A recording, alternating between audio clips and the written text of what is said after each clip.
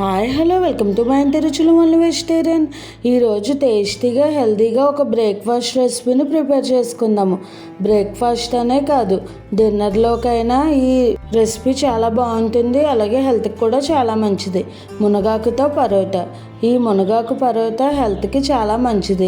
అలాగే మునగాకులోనూ చాలా ఆరోగ్య ప్రయోజనాలు ఉన్నాయి. మునగాకుని ఉత్తినే పిల్లలు కూడా ఇష్టంగా తినరు. ఇలా చేసి పెడితే వాళ్ళు కూడా చాలా ఇష్టంగా తింటారు. ఇప్పుడు ప్రాసెస్లోకి వెళ్దాము. ముందుగా ఒక కప్పు మునగాకుని తీసుకుని శుభ్రంగా కడిగి తీసుకోవాలి. మునగాకు పరోటాకి కొద్దిగా మునగాకు లేతదైతేనే బాగుంటుంది. అలాగే ఈ మునగాకుని ఇప్పుడు మనం చిన్న చిన్న ముక్కలుగా కట్ చేసేసుకోవాలి. మునగాకుని అంతా కూడా ఇలా చాపింగ్ బోర్డ్ పైన వేసుకుని ఇలా మనం నైఫ్తో కట్ చేసుకుంటే అంతా కూడా చిన్న చిన్న పీసెస్లా అయిపోతుంది. ఇప్పుడు ఈ మునగాకుని పక్కన పెట్టేసుకుని ఒక మిక్సింగ్ బౌల్ తీసుకుని అందులోకి 1 కప్పు వరకు గోధుమ పిండిని వేసుకోవాలి. తర్వాత 2 టీ స్పూన్స్ వరకు శనగపిండిని వేసుకుని ముందుగా మనం చాప్ చేసి పెట్టుకున్న మునగాకుని వేసేసుకోవాలి. తర్వాత ఇందులోకి 1 టీ స్పూన్ అల్లం తురుము, ఒక పచ్చిమిర్చిని ఇలా చిన్న ముక్కలుగా కట్ చేసుకుని వేసుకోవాలి. పిల్లలు తినరు అనుకుంటే ఇది కూడా మనం స్మాష్ చేసేసి వేసుకోవచ్చు. తర్వాత ఒక అరచెక్క నిమ్మచెక్కని రసం తీసుకుని వేసుకోవాలి. టేస్ట్కి సరిపడా సాల్ట్, అలాగే చిటికెడు పసుపు వేసుకుని ఇప్పుడు ఇందులోకి కొత్తిమీర తరుగును కూడా వేసుకోవాలి. తర్వాత 2 టీ స్పూన్స్ ఆయిల్ని వేసుకుని అంతా బాగా మిక్స్ చేసుకోవాలి. ఇదంతా కూడా ఇలా బాగా మిక్స్ చేసుకున్న తర్వాత ఇందులోకి కావాలి అనుకుంటే నువ్వుపప్పును ఇప్పుడే యాడ్ చేసుకోవచ్చు, లేదంటే మనం పరోటాలు ఎత్తుకున్నప్పుడైనా వేసుకోవచ్చు. ఇప్పుడు కొద్దిగా వాటర్ పోసుకుంటూ పిండిని సాఫ్ట్గా కలుపుకోవాలి.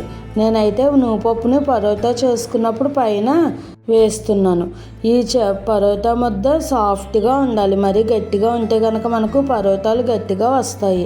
ఇలా బాగా సాఫ్ట్గా కలుపుకున్న తర్వాత మూత పెట్టేసుకుని కనీసం ఒక 15 లేదా 20 నిమిషాలు రెస్ట్ ఇవ్వాలి. అప్పుడు మనకు పిండి బాగా నానుతుంది, పరోటా సాఫ్ట్గా వస్తుంది. ఇప్పుడు 20 మినిట్స్ అయిన తర్వాత పిండిని మళ్ళీ ఒకసారి మిక్స్ చేసుకుని మనకు నచ్చిన సైజులో పిండి ముద్దలను చేసుకోవాలి. మనకు పరోటా ఏ సైజులో కావాలి అనుకుంటే ఆ సైజులో ఇలా పిండి ముద్దలు చేసేసుకుని 1 కప్పు గోధుమ పిండికి 1 కప్పు మునగాకు అయితే మనకు బాగుంటుంది. మీరు దాన్ని బట్టి క్వాంటిటీ అడ్జస్ట్ చేసుకోవచ్చు. తర్వాత నువ్వుపప్పును తీసుకుని ఒక్కొక్క ముద్ద తీసుకుని పొడిపిండి జల్లుకుంటూ పరోటాని చేసేసుకోవాలి. తర్వాత నువ్వుపప్పును అప్లై చేసుకోవచ్చు, లేదంటే ఇలా మనం ముందే చేసుకున్నప్పుడైనా కూడా నువ్వుపప్పుని అద్దుకుని చేసుకోవచ్చు. నువ్వుపప్పు వేసుకోవడం వల్ల పరోటాలు చాలా కమ్మగా ఉంటాయి. ఇప్పుడు ఇలా పరోటా చేసేసుకున్న తర్వాత పైన కొద్దిగా నువ్వుపప్పుని జల్లుకుని ఒకసారి ప్రెస్ చేసుకుంటే దానికి అంటుకుపోతుంది పరోటాకి నువ్వుపప్పు. ఇలాగే మనకు ఎన్ని పరోటాలు అయితే అన్నీ చేసేసుకోవచ్చు. 1 కప్పు గోధుమ పిండికి నాకు 7 వరకు పరోటాస్ అయినాయి.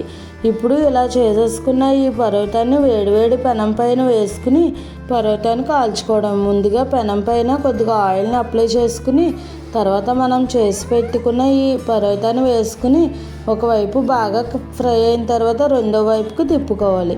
తర్వాత ఒక 1 స్పూన్ వరకు ఆయిల్ని తీసుకుని అంచులకి అలాగే పైన కూడా అప్లై చేసుకోవాలి. నెయ్యి అయినా బాగుంటుంది, ఆయిల్ అయినా బాగుంటుంది, మీ ఇష్టం బట్టి వేసుకోవచ్చు. ఇప్పుడు ఒకవైపు బాగా ఫ్రై అయిన తర్వాత రెండో వైపుకి తిప్పుకుని ఇప్పుడు పై వైపును కూడా కొద్దిగా ఆయిల్ని అప్లై చేసుకోవాలి. ఇప్పుడు 2 వైపులా కూడా క్రిస్పీగా ఫ్రై చేసుకున్న తర్వాత వేడివేడిగా సర్వ్ చేసేసుకుంటే మనకు పరోటాలు రెడీ అయిపోతాయి. ఇదే ప్రాసెస్లో ఎన్ని పరోటాస్ కావాలితే అన్నీ కూడా చేసేసుకోవడమే. చూసారా, చాలా సింపుల్గా ప్రిపేర్ చేసేసుకోవచ్చు. ఈ పరోటా హెల్దీ కూడా. అలాగే మనం పచ్చిమిర్చి, అల్లం తురుము అన్నీ వేసుకున్నాం కాబట్టి ఉత్తినే కూడా తినేయచ్చు. కావాలి అనుకుంటే పక్కన కొద్దిగా పెరుగు పెట్టుకునైనా సర్వ్ చేసుకోవచ్చు. ఇప్పుడు ఈ పరోటాలు అన్నీ కూడా ఇలా ఫ్రై అయిపోయిన తర్వాత మనం సర్వింగ్ ప్లేట్లోకి వేసేసుకుని సర్వ్ చేసేసుకోవడమే. చూసారా ఎంత కలర్ఫుల్గా ఉన్నాయో. అలాగే పైన నువ్వుపప్పు చల్లుకున్నాం కాబట్టి తినేటప్పుడు పంటికి తగులుతూ చాలా టేస్టీగా ఉంటాయి, కమ్మగా కూడా ఉంటాయి. మీరు కూడా ఈ రెసిపీని ట్రై చేసి ఎలా వచ్చిందో నాకు కామెంట్ చేయండి. అలాగే మరిన్ని మంచి రెసిపీస్ కోసం నా ఛానల్ని ఫాలో అవ్వండి. చూసారా పరోటాస్ ఎంత సాఫ్ట్గా ఉన్నాయో. మీరు కూడా తప్పకుండా ట్రై చేయండి. ఈ రెసిపీ కనుక మీకు నచ్చినట్టయితే లైక్ చేసి, షేర్ చేసి, కామెంట్ చేసి నా ఛానల్ సబ్స్క్రైబ్ చేసుకుని పక్కనే ఉన్న బెల్ ఐకాన్ క్లిక్ చేయడం మర్చిపోకండి. Thanks for watching.